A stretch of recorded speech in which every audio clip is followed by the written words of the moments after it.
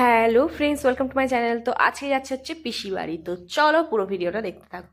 তো এখানটায় আমি অটোয় বসে পড়েছি, আর এখন আমাদের বাড়ির ওখান থেকে আমরা যাচ্ছি হচ্ছে ট্রেন ধরতে।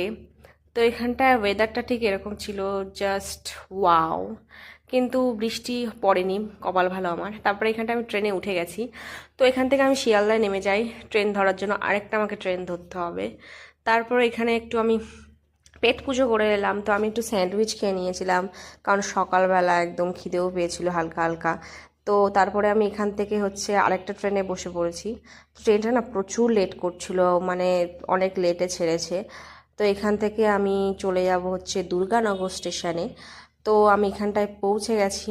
তো এখানটা আমি অটো করে নিয়েছিলাম, অটো করে নিয়ে এখন আমি পাড়ার রাস্তাতে হেঁটে হেঁটে যাচ্ছি। তো অনেক দিন পরে, প্রায় 1 মাসের বেশি হয়ে গেছে, তারপরে আমি আবার আসলাম।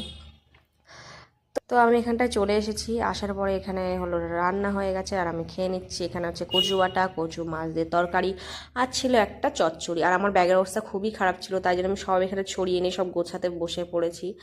তারপর আমি একটু এখানে শুয়ে পড়েছিলাম। তো ভিডিও ভালো লাগলে অবশ্যই লাইক করে দিও। তো টাটা।